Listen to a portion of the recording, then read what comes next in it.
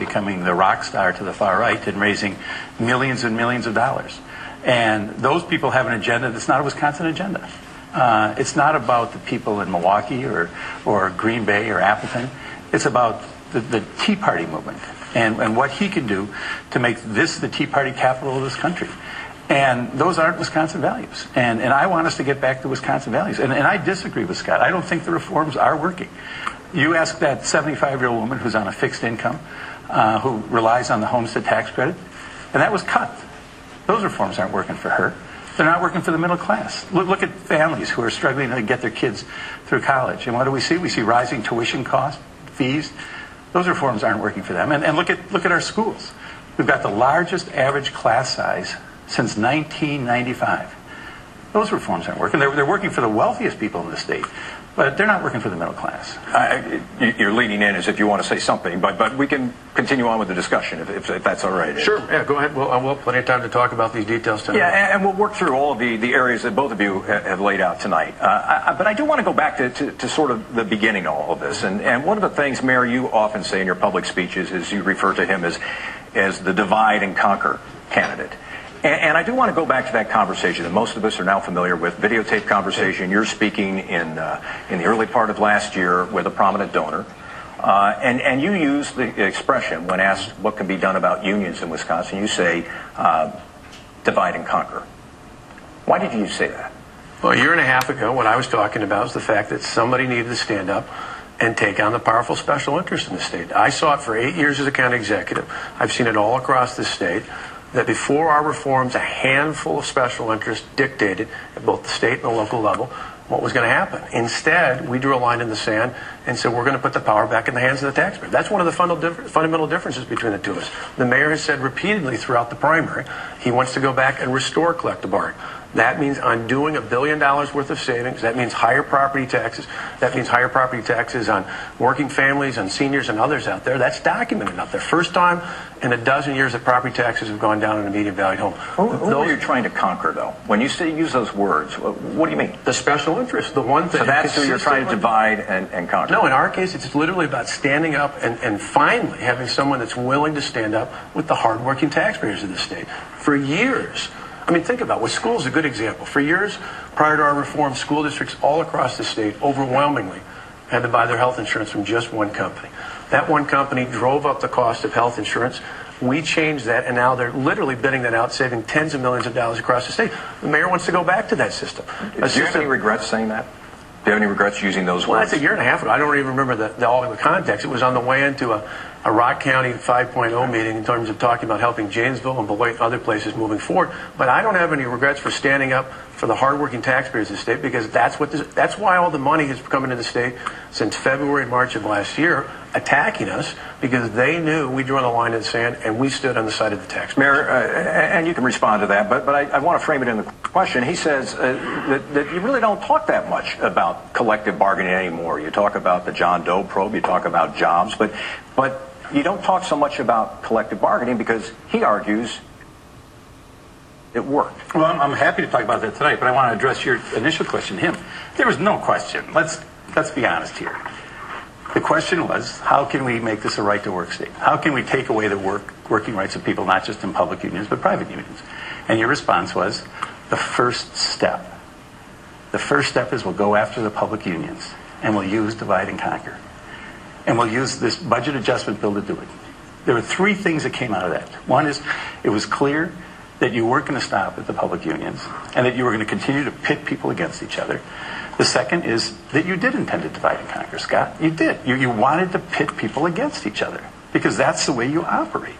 And then the third thing is you wanted to use a crisis to do that. And I think of our country, and I think of great leaders like Franklin Roosevelt, and the Depression era and World War II, and he tried to bring the country together during a crisis. And you wanted to use a crisis to divide and conquer our state. And it wasn't the first time you made a statement like that. You had made, when you thought you were talking to one of the Koch brothers, you said you were going to drop the bomb. So one billionaire, you use this statement, you're going to divide and conquer. Another person you thought was a billionaire, you say we're going to drop the bomb. But when you talk to the public, it's everybody's nice and we're getting along with each other. Let me give you I've said it repeatedly for the past year and a half. I said I'm willing to take on the powerful special interest. You selectively take pieces of that conversation out. What I said is we have to take on collective bargaining. There's no way you can balance the budget, a $3.6 billion budget deficit, without raising taxes, without massive layoffs that we've seen in other states, without cuts in things like Medicaid. In fact, I actually put more money into Medicaid, a program that funds Badger Care and Family Care, than any governor in Wisconsin history. You cannot do all those things unless you make long-term structural reforms that help us balance not just our state. You used it to save millions of dollars in the city of Milwaukee. You could not have done that before if it hadn't been for our reforms. Now, again, I don't mind having this exchange because that's the fundamental difference that voters have to look at. I believe the power should be in the hands of the hardworking taxpayers. The mayor wants to go back to a system where a handful of special interests dictated things at both the city, the county, the school district, and at the state level. I think that's wrong. I think we need to keep it firmly in the hands of the taxpayers. I don't view the middle class of this state as a special interest. I think that's really what the issue is here. And go back to the conversation you had with the woman. She owns a corporation. She's a billionaire. In 2010, she pays no corporate income taxes. Her company pays no corporate income taxes. And she makes a $510,000 contribution to you. Largest contribution ever in the state history. Now, the reforms are working for her because she doesn't pay any corporate income tax. And the last time we sat at this table, you said that you wanted to lower her income tax rate.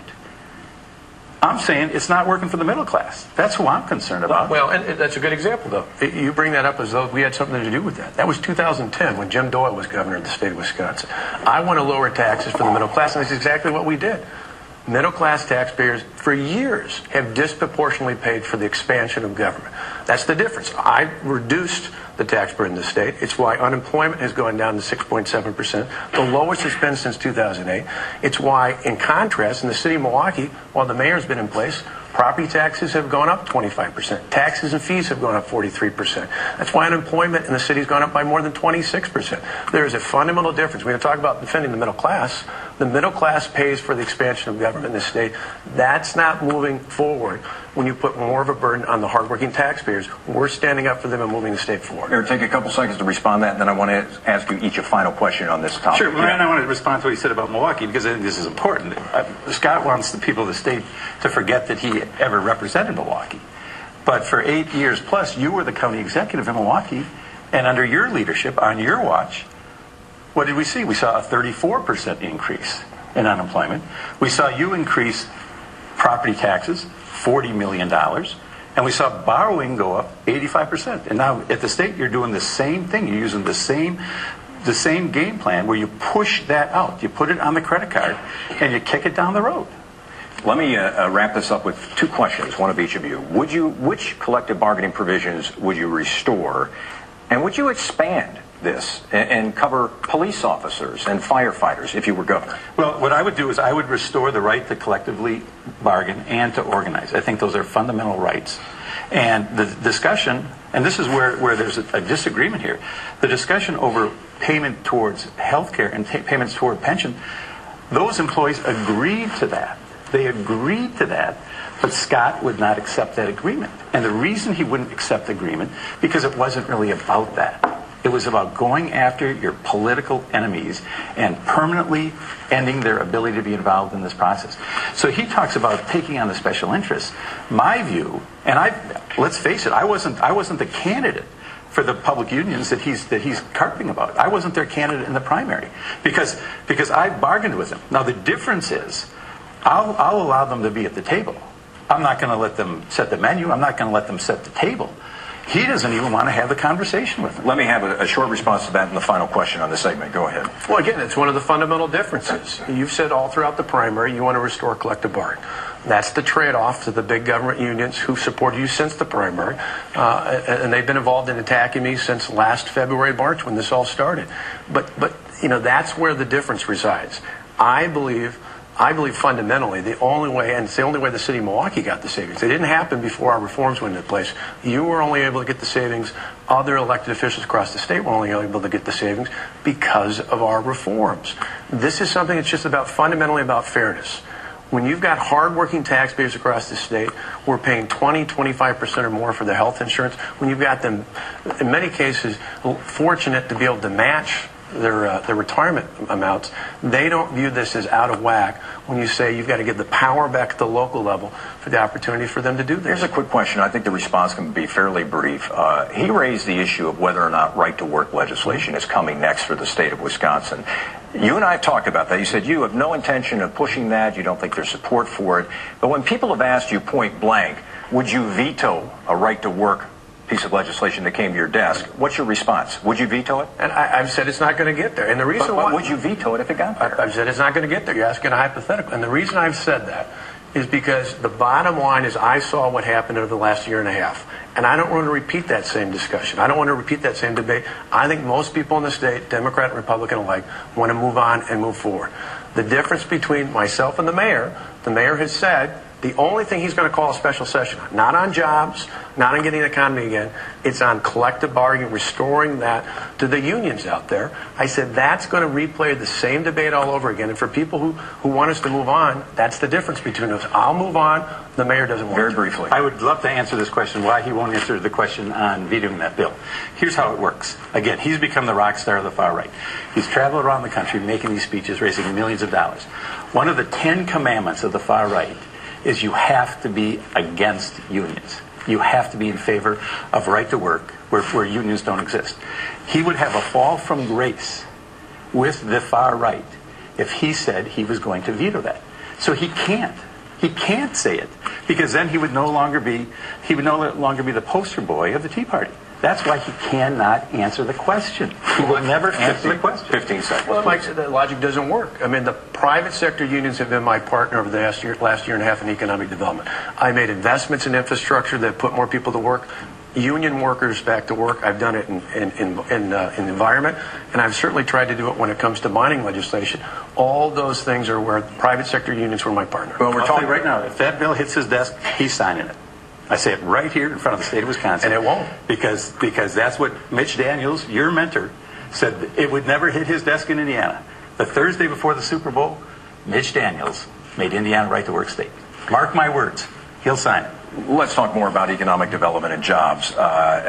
Mayor, you said after your primary victory that this would be a referendum on the governor's jobs record. A fair amount has changed over the last a couple of weeks in terms of other numbers being presented. Amazing, isn't it? Well, no. Do you think this conversation has changed? Is it still a referendum about jobs, or is it a different issue now? No, I think trust comes into play here. Trust is a huge issue, and frankly, trust, I think, permeates this entire conversation because trust is what really started, I think, the uprising in Madison, because Scott never once said he was going to go after public employees.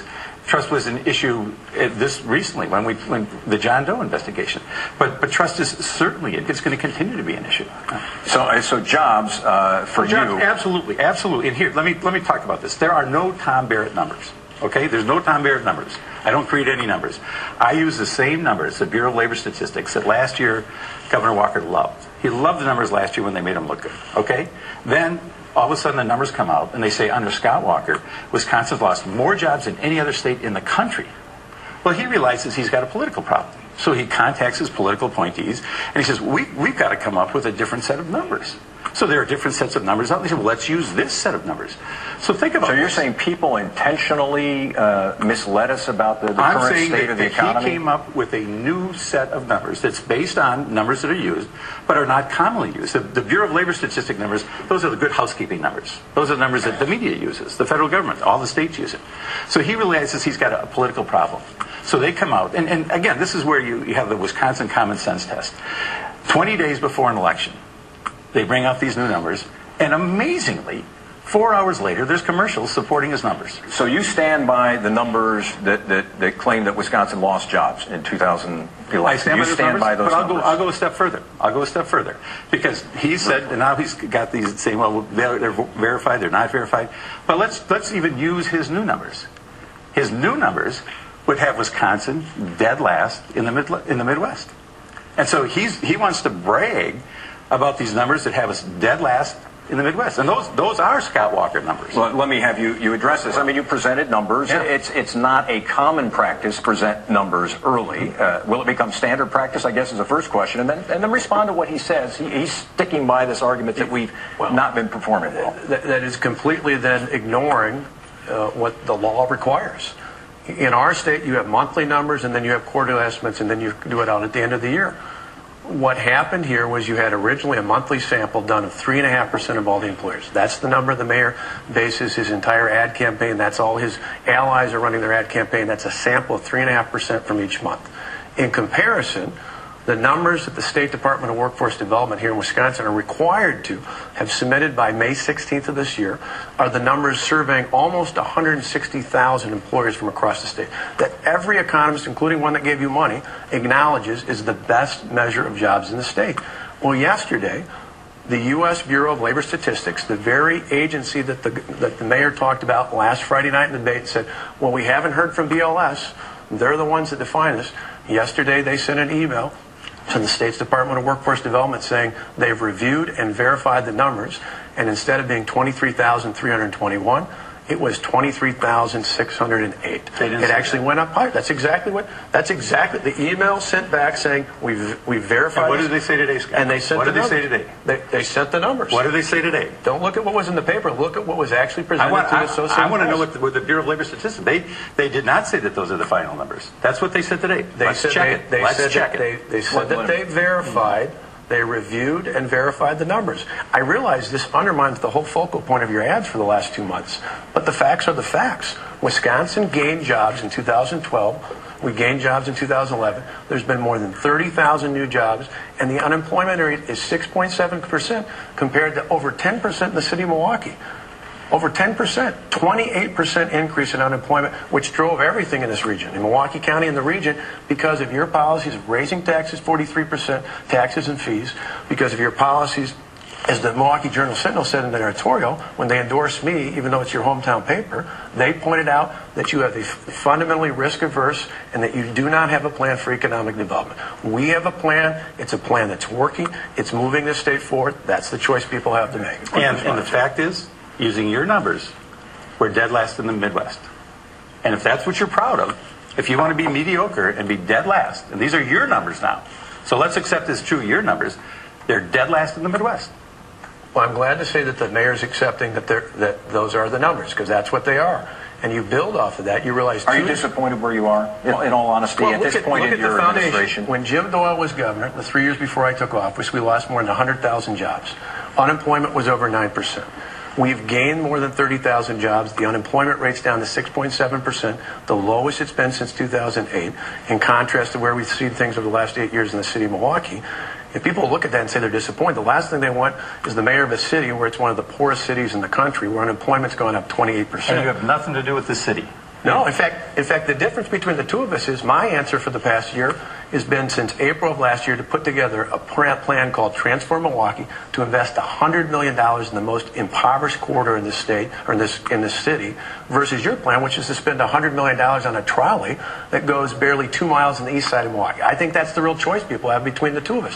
One plan moves us backward, the other moves us forward. Mayor, give us an idea of what you would do differently if you were governor in terms of economic development. Can you name something specifically that you think is not being done today that you would do to create jobs? Well, what you have to do is you have to tie job creation and the tax credits together. The tax code has to be tied together.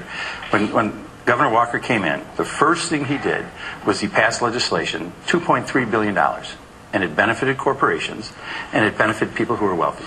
Again, middle class, you're on your own. But it benefited corporations, and it benefited primarily wealthy people. Then he said, we've got a budget crisis. And we're going to have to cut education $1.6 billion. The largest cut that this state has ever seen in education. This city got the largest cut it ever received from state government. I would not have had those priorities. I would not have started out by having an untested tax system that didn't create the jobs. Because again, going back to what we just talked about, he put through this tax package, and again, if you want to even use his numbers, the worst economic performance in the Midwest. But you're saying they're not tying tax incentives right now to jobs that are created? Look, I have people come to me as mayor all the time, and they want developers or companies, and they're looking for financial assistance. And I have two questions right off the bat. How many jobs are you creating, and are these family-supporting jobs? Those are the two issues. And if you're creating jobs in this community, and if you're creating family-supporting jobs, then we're going to look at ways to work with you. But he never asked that question. And so you have, again, this is why you have a situation where corporations that don't pay any taxes love the guy. They love him. But what about the struggling small business people in the state that are paying taxes? They don't see this. The reforms aren't working for the struggling small business people. Governor, actually, the very first thing we did was repeal the state tax on health savings accounts. You know what the biggest beneficiaries of that are? Small business owners and family farmers. That's the very first thing I signed into law. We were one of the few states in the country that still had a state tax and HSAs. That was fundamentally about helping small business owners. We then built up. I traveled the state visiting small and mid-sized employers in manufacturing, visiting farms and others out there. Our budget, one of the biggest tax incentives we put in place was the manufacturing agricultural tax credit. At least during the primary, Mr. Mayor, you were talking about repealing that, pulling that back. I said that's exactly... Isn't that possible, though, that tax in a couple of years could mean that certain wealthy individuals would pay no state income tax whatsoever? It's not about individuals. It's about those individuals... But who file on their returns. That's the way they do their business. It is specifically tied into manufacturing and agricultural-based businesses, the two biggest industries in the state of Wisconsin. I was just at a company yesterday in Manitowoc and one before that in Appleton. I've been at them all over the state.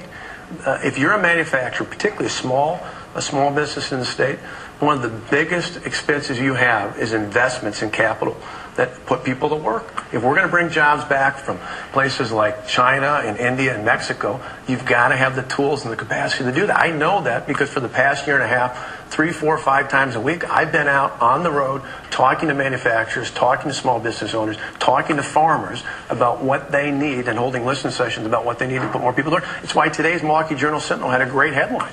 It talked about the hiring outlook is bullish because they like the changes we made. 2 years ago when I ran, when we were on this stage together, only 10% of our employers in the state thought we were heading in the right direction. Today, 94% believe we're heading in the right direction. Small businesses are ready to go, but the number one concern they have is that come June 5th, they want to make sure we continue to move forward because they view the policies the mayor has enacted here in the city of Milwaukee as being negative and a step backwards. We want to move forward and put more people to work in the city. Mayor, I'll give you a chance to respond to that, and then we can move forward. Well, again, I think it's clear that people who make a lot of money do very well under Scott Walker.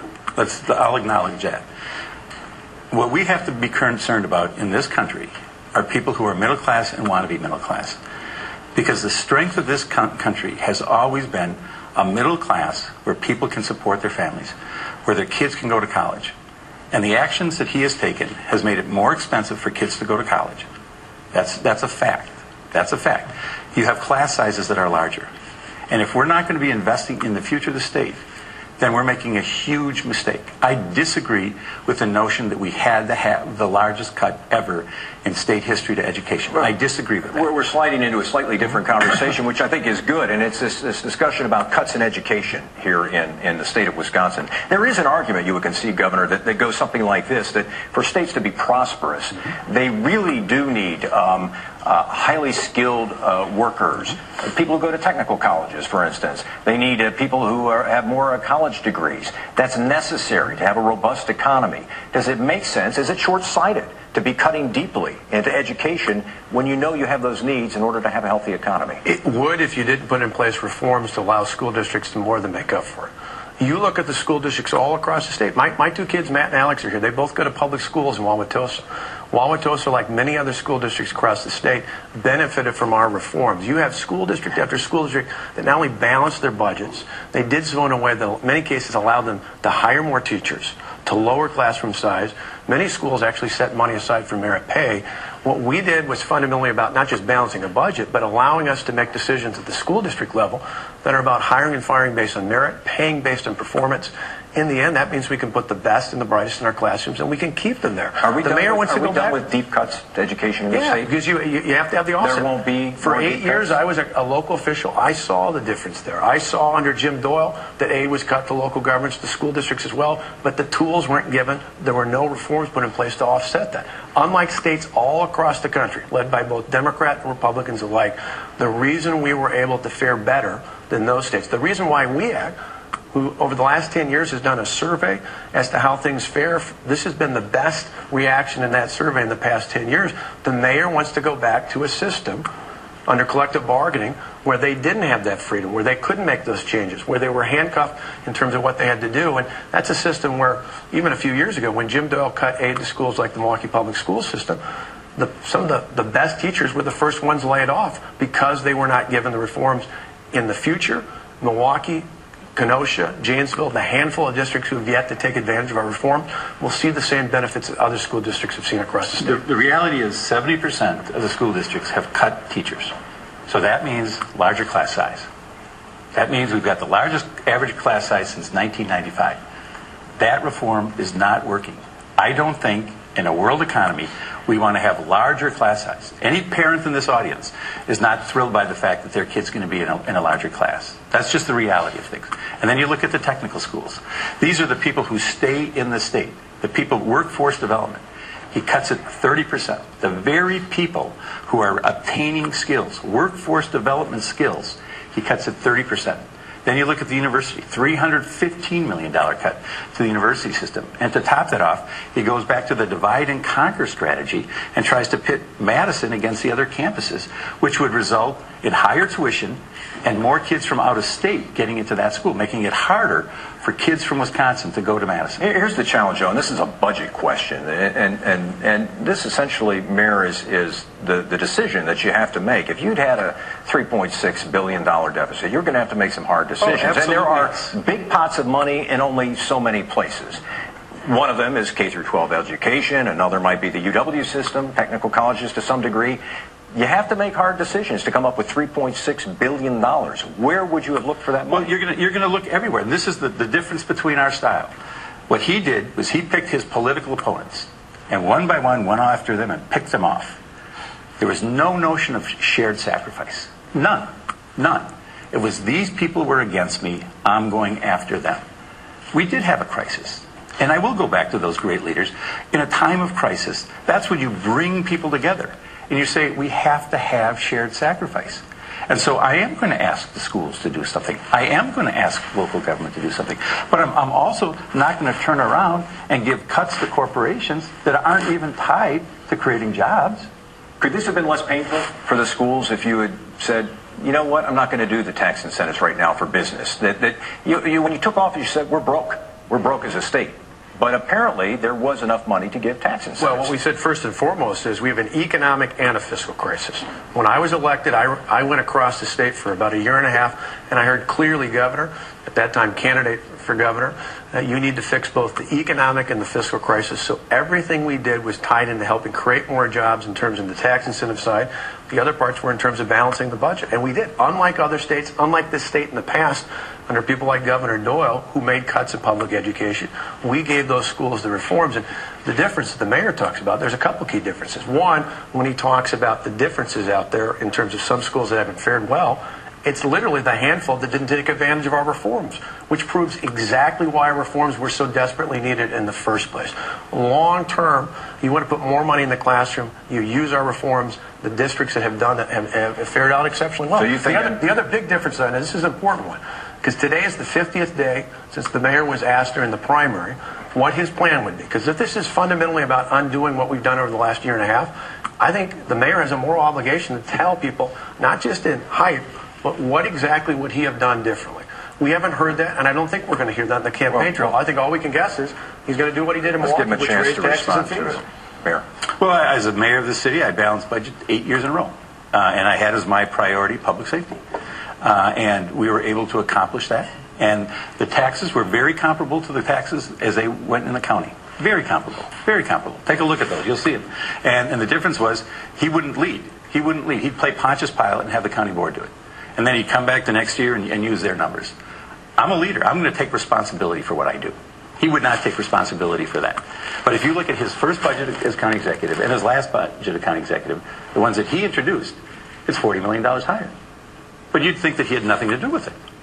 And look at the state, $1.1 billion higher in spending. This budget, he spent $1.1 billion more than the last budget. That sounds like an increase in spending to me. And again, just to be clear, so everybody's clear here, the mayor doesn't have a plan, and all he's got is attacking me. That's what you just heard, loud and clear there. The mayor did not answer the question because he doesn't have a plan. I'll answer the question. Don't tell us in detail. I think people deserve to know. I would not have started by giving a $2.3 billion cut to corporations and cuts that would benefit the wealthiest people in the state at a time of an economic crisis. And how much of that was in this budget? I would have brought people together around the table, and I would have said to the schools, you're going to be part of this. I would have said to public employees, again, let's go back to the facts here.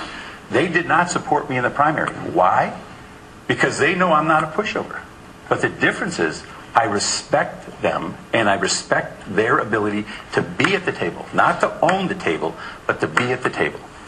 Mike, let's be clear. Very briefly here, very briefly. $3.6 billion budget deficit. In this biennium, the budget we're talking about, not some hypothetical one in the future. In this budget, about $200 million out of a $3.6 billion budget deficit were tax incentives connected to jobs, some of the biggest portions of which were eliminating the state tax on health savings accounts, which is overwhelmingly beneficial to small businesses and family farmers out there. You can talk all you want about what is going to be 10 years down the road, but that doesn't allow you to balance the budget. There is no plan when it comes to the budget. There is no plan when it comes to economic development. I'm the only one who's got a plan. I want to talk about the John Doe investigation for a few moments. Mayor Barrett, you've been pushing the John Doe, asking the governor for answers to questions you say the people of the state have. So a couple of questions. Let's spend just a few minutes on this. What are you saying exactly, Mayor Barrett? Are you suggesting that he's engaged in criminal behavior, or is this politics, as some people have suggested? What are you saying? Well, I think a lot of these questions, Scott can be the one that answers. This is all about trust. Let's look at it. Today, another one of his key personnel was granted immunity. The 13th person to be granted immunity. She was granted immunity because she refused to answer questions on the grounds that they may incriminate her. She was given immunity. Others in his office have been charged with crimes. And it all surrounds a secret, illegal computer system that was 25 feet from your office. Some pretty easy questions. Release the emails. Release the emails that you have that are tied to this. They're tied to this secret, illegal computer system. And I've asked you, tell us who's paying your criminal defense fees. You're the only governor in this country that has a criminal defense fund. And you owe it to the people of the state to tell them who is paying your criminal defense fees. Well, Mike, again, let me preface one thing. The last segment we're on, I think, leads into why the mayor's talking about this. Because he doesn't have a plan on everything else. He doesn't want to talk about reforms, but I'll answer those questions. As we've talked about many times before in your show, Mike, because this is not new information. My office, when I was county executive, asked for this. We asked for this investigation because at the time we were unable to get information from a volunteer who was involved with the Veterans Organization. And we were concerned about that. And we asked for the DA to help out, and they continue to be just as frustrated. And that's where this process begins with. But for us to continue to be in a position where we can cooperate, and I've said time and time again, I'm not a target of this. We've been involved in the process to be able to help with that. But the mayor, you're a lawyer. You understand the law. I'm not a lawyer. We're here in the law school. But I've taken an oath of office to uphold the Constitution, to uphold the laws there within, and to abide by the rules. And the rules that the district attorneys asked us to be involved with, in terms of ask my representatives to be involved with as well, is to go forward and to comment when they ask us to comment on it. But I think the record's clear. If you look at, and I'll give you a good example, this is public knowledge, so this isn't something we're violating the rules on. When the time was told to us in our office when I was county executive, someone had violated our strict policy against using public resources for political purposes, I took action. We took swift action in our office. Not a week later, not a couple days later. We took action that day, and by the end of that day, that person was no longer working there. My integrity has always been high. In the state assembly, as county executive, as governor, and it'll be a high level of integrity long after this is all done. The reason the mayor wants to talk about this is because he's not winning on jobs, he's not winning on the budget, he's not winning on our reforms, and he wants to keep coming back desperately hoping that somehow something will click in, even though there's no basis for it. I'm raising this issue because it goes right to your trust. That's why I'm raising this issue. Well, I think if we want to talk about revealing things, I can't, like I said, if I follow the rules, I can't. You have something you can reveal. The city of Milwaukee is withholding on an open records request for data from the police department that the Milwaukee Journal-Sentinel found out when looking at a sample of 500 about a week ago, that even though you said in the State of the City address, even though you said when you were running for mayor, and even though you said last year or last month in the primary campaign that violent crime had gone down in the city, The Journal Sentinel's investigative team found out that indeed that wasn't the case. It's actually gone up. They have an open records request for hundreds of more cases that you could free up the city of Milwaukee to reveal. If you want to talk about revealing things, I think the voters deserve to know that as well. Mayor, briefly, and then I want to come back to the other topics. So, back to John Doe? Yes. Okay, I want to come back to John Doe, too. Right. You better believe it. He's running a commercial right now that shows a dead baby. He shows a picture of a dead baby. I mean, this is Willie Horton stuff. That baby died. The person who killed that baby was arrested by the Milwaukee police, was prosecuted by the Milwaukee County District Attorney. They did their job. But you know what they did wrong? After the baby died, they didn't change the code. It was a bureaucratic mistake, and we said we'd fix that. And you're running a commercial attacking my integrity, claiming that I did something to do with this, and you know that's false. You know that's false. No, and you're running that commercial. You tell me whether you think I had anything to do with that. No, I'm asking you to reveal. I'll tell you right now, I had nothing to do with that. Look at that commercial. No, but you should be ashamed of that commercial, Scott Walker. No, but the reason we're pointing that out is all throughout the primary campaign, you told the people of this state one of the key reasons they should vote for you is because your leadership in the city of Milwaukee brought about a drop in violent crime. So let's talk about murder. It says the violent crime has not gone down. The Journal Sentinel's investigative team pointed that out. And I think if it was worthy to say that the people should vote for you in the primary because it had gone down, the same question is completely legitimate and reversed. If violent crime is going up, and sadly, because I live a few blocks from the city of Milwaukee, I don't want it to go up any more than anybody else does. But I think the voters deserve to know why that is and what you're going to do about it. Because you look at the men and women who represent the police department, they're frustrated with the furloughs in your budgets. They're frustrated with the inability to. I want to go back to the John Doe for a moment because I have to respond to violent crime. Just take 10 seconds because I think we want to finish this part of the discussion. Homicides, 122 average down to 80. Auto thefts down. I have a police department that arrests felons. He has a practice of hiring them. Let me go back to a couple of points you made, Governor. You said that you're not in a position where you can comment on these things, but today there was an article in the Journal Sentinel, and Judge Nettesheim, who's been involved in the John Doe, said, you know, if you haven't testified in front of him, you're not bound by the secrecy orders. If you're not the target of the investigation, which you just said you were not, you're not bound by a secrecy order. You could release emails conceivably. He didn't use you by name, but he said a third party could conceivably. So why haven't you done that? Because throughout this process of cooperating with John Chisholm's office and his staff, he's asked us not to comment on the particulars so that we're in a position to be able to. All those other things you mentioned are accurate. This is through the district attorney's office. We've abided by that. We've kept on it and everything else, and we're going to continue to do that. No matter, I mean, it doesn't matter all the nice bumper stickers that the mayor talks out and throws out there. The reality is we've complied with everything we've been asked to do. We're going to continue to be in a position. And you look at the record. When people, even in terms of the other day, the Milwaukee Journal Sentinel wrote a story, what was it, on Tuesday, where they talked about emails. The mayor's been involved in all sorts of inflammatory and false innuendo out there. They talked about bids that the county had at the time. Well, if you look at the statement of fact that's mentioned in that story, the reality is nobody won the bid. The only people that won in that bid were the taxpayers because my administration consolidated space within an existing county building. So time and time again when the facts come out, they clearly show, just like they've been true on job numbers, just like they've been true on the budget reforms and everything else, that the facts are clearly on our side. I'll follow up in a second, but I want to give you a chance to respond to this. He says that he can't talk about it because the DA has asked him not to talk about it. Well, we saw the article and the judge said if he's got the records, he can do it. And he's talking about the bids. I've never even mentioned the bids once. But since you brought it up, Scott, release your emails with John Hiller. He was your treasurer. He was the head of your transition team. And his name has been bandied about. Just release the emails. Just clear this up. That's all he's got to do is clear it up. I do have to ask you about something that came out tonight. I think your campaign is familiar with it. I saw a quote from one of your campaign spokespeople. It's in the Journal Sentinel. It was published shortly after 7 o'clock tonight. And it addresses this issue. You said earlier that you had brought the suspicions that you had about behavior revolving around the Veterans Fund. You had brought that to the attention of the DA. And this article says, and I'm quoting, and granted it came out at 7/18, but I'm sure you've seen it. It says, Milwaukee County prosecutors opened the secret John Doe criminal investigation more than 2 years ago after being stonewalled by Governor Scott Walker's office when he was county executive, according to a newly released record. The document appears to cast doubt on some of Walker's claims about his role in launching and cooperating with the probe. What's your response to that news story? Well, look, the difference between the headline, there's no direct quote in there from anybody involved in it. What the quote says is that the question of either unwilling or unable. I mentioned when you first asked me about that our office was unable to get information from an individual outside of our office who was a volunteer from a veterans organization.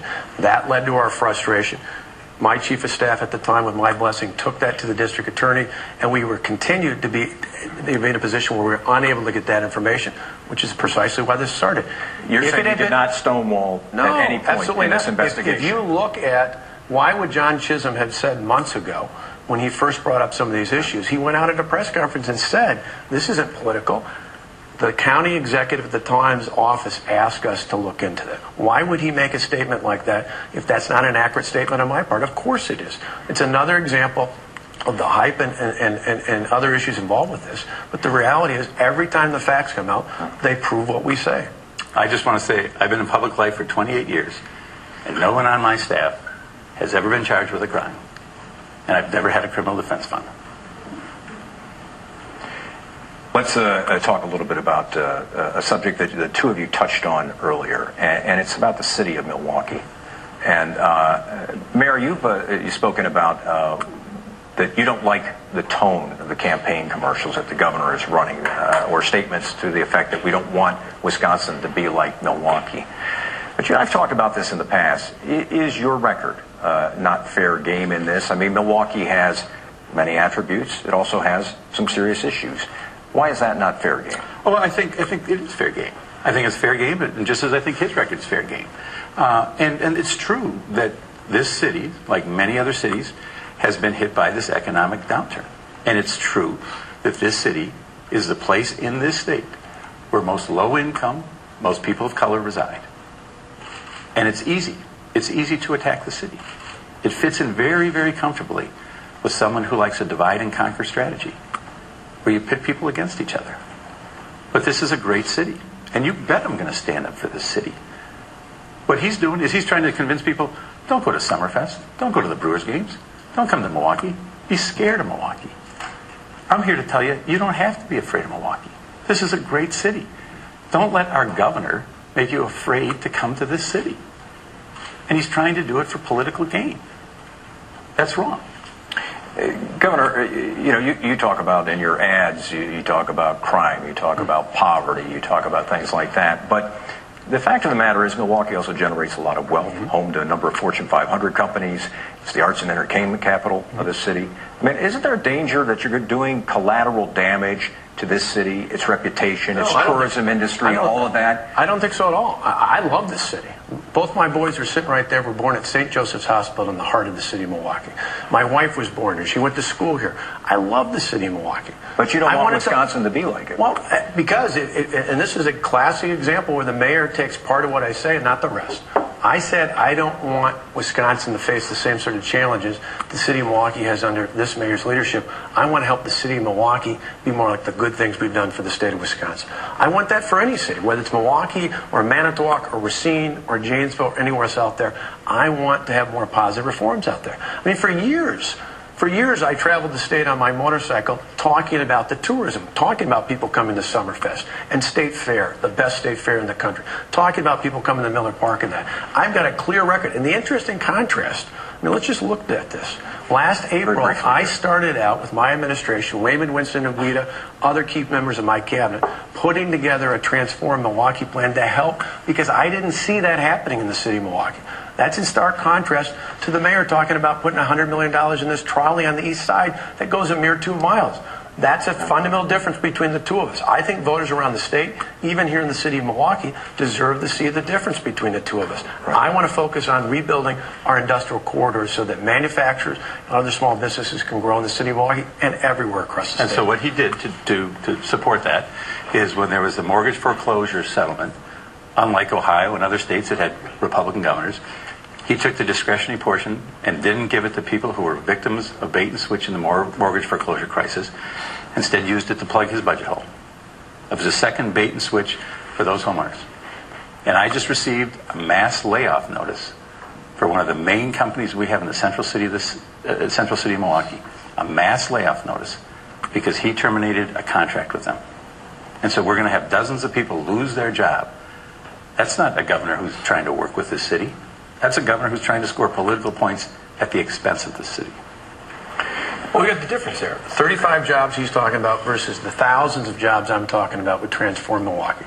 That's the difference here. We're looking at a targeted investment in some of the most impoverished areas in the city of Milwaukee to revitalize the industrial corridor, all the way from the north end through the Menominee Valley, all the way down to the Aerotropolis on the south side by the airport. That's the difference. Do you welcome the state's efforts in that area? Of course I do. Absolutely. And it's just interesting. As I sit here, I'm thinking, well, he was county executive for 8 years. I can't think of a single company in the central city he helped. And then he was governor for a year and a half.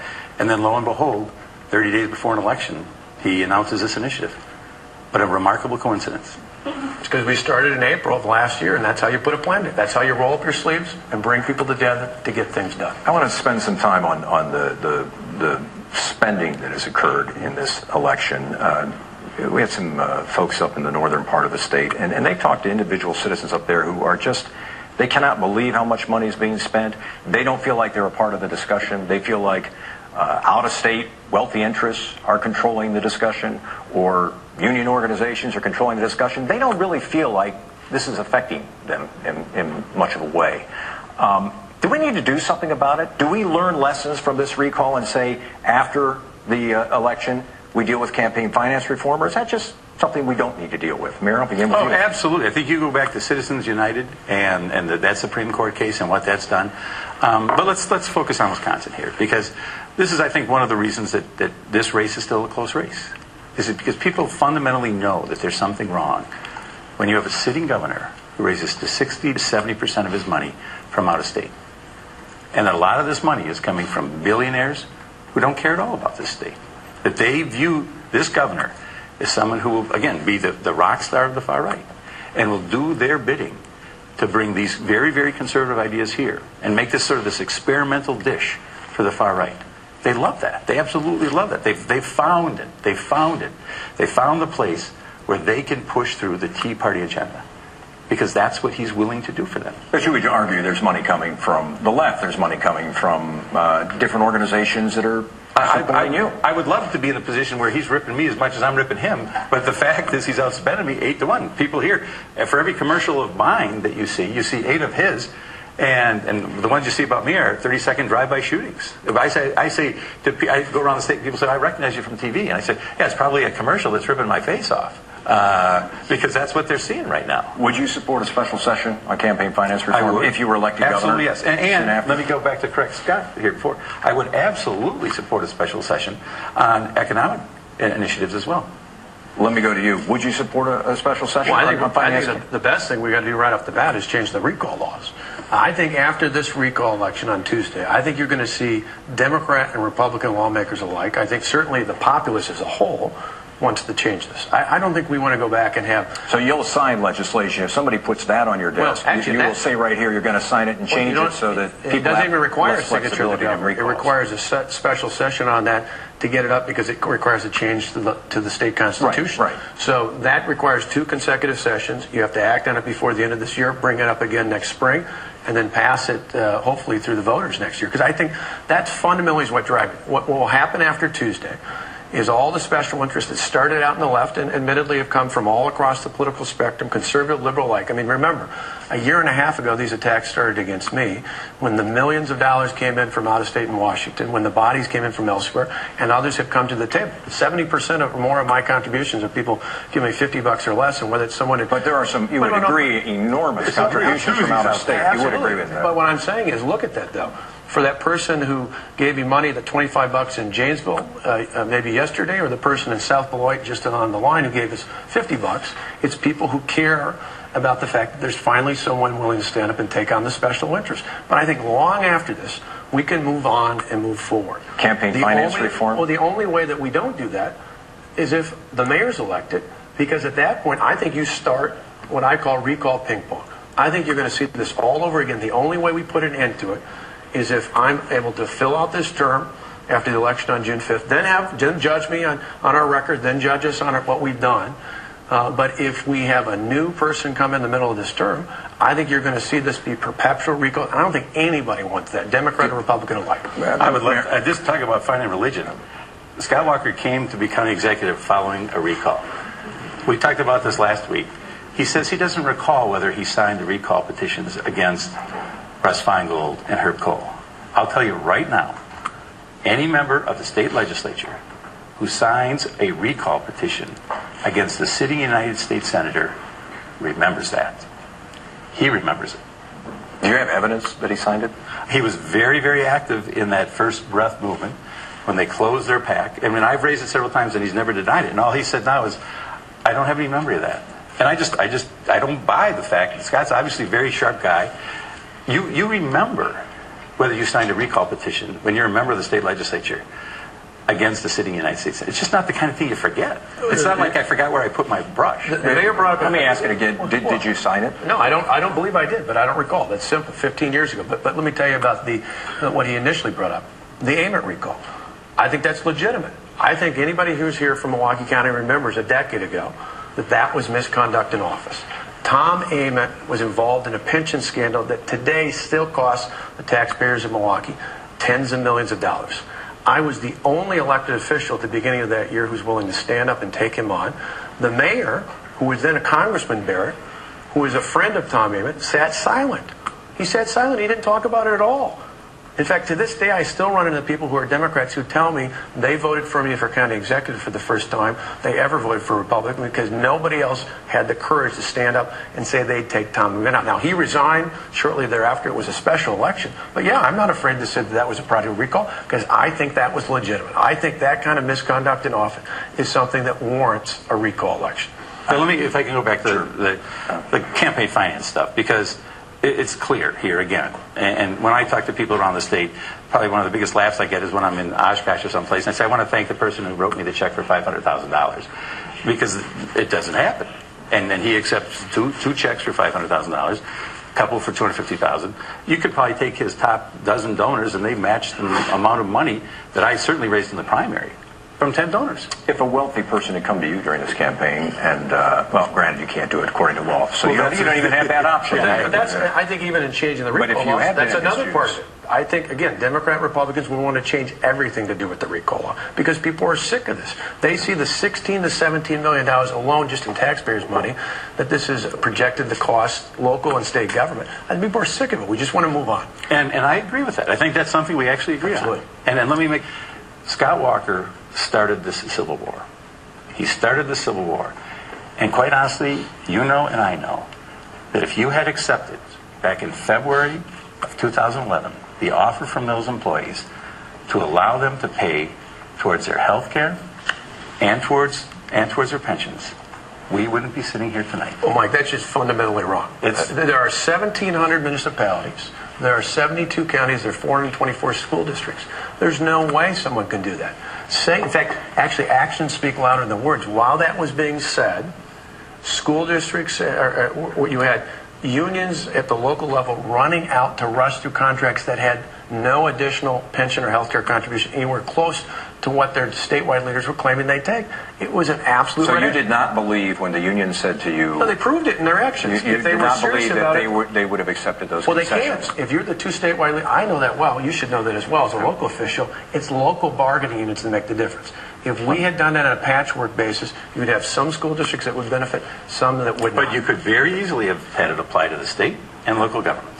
It just doesn't work. I mean, it's kind of like having no plan for a budget. He didn't even try. Let me bring this to a close, actually. We're to closing statements already. It's been a quick hour. Mayor Barrett, you have the first closing statement today, so take your minute and well, thank you very much, Mike. And I want to thank all the viewers for joining us tonight. I want to make one thing very, very clear. I have no intention to be the rock star of the far right. And I have no intention to be the rock star of the far left. What I want to be is rock solid as the governor of this state who's going to work to create jobs and look out for the middle class. to increase investments in education and make sure that our children and grandchildren can have a chance to be here. This is an important election, and it's an election about trust. And I'm asking you to trust me. And I'm asking you to do everything you can to make sure that we restore Wisconsin values. And we have a governor who will be acting consistently with those values. And that's why I'm asking for your vote Tuesday, June 5th. Thank you very much. Governor Walker, 1 minute final statement. Thank you, Mike. Thanks to everybody here, and thanks to all of you at home. Thank you for the opportunity to serve, and I ask for your vote again on June 5th. For me, it's real simple. Last Friday night, I talked about a guy I met in Oshkosh. I met someone similar just the other day in Sheboygan, a woman who came up and told me she was a Democrat and then proceeded to tell me that she was voting for me. She said, "You sold me." I said, "Well, I haven't even talked yet." She says, "It's not what you say, it's what you've been willing to do. You've been willing to take on the tough challenges." She acknowledged she doesn't necessarily agree with every single action or every single step I've taken, but she appreciated that someone had the courage to take on the tough challenges. The reason we took on that courage may be unique in politics, but it's not unique to the moms and dads like Tonette and I meet all across the state, who every day get up and work hard in factories and farms and schools and small businesses all across the state for the same reason Tonette and I do. That reason's sitting right over there. My sons Matt and Alex. I look over there and see my two nieces, Isabella and Eva. For every other kid and grandkid like them in the state, I want to make sure they inherit a Wisconsin at least as great as the Wisconsin we inherited. With your help, I ask for your vote on June 5th so that together we can move this state forward and make sure that each of those children have a better future for years to come. And that brings our conversation to an end. We want to thank the candidates, Tom Barrett, Scott Walker. We appreciate your time. Thanks very much for being with us. We want to thank our audience here at the law school and our audience at home and around the country and even Japan, we're told. Also, a special thanks to our co-sponsors, Marquette Law School and WisPolitics. I'm Mike Goucher. Thanks very much for being with us. Election Day is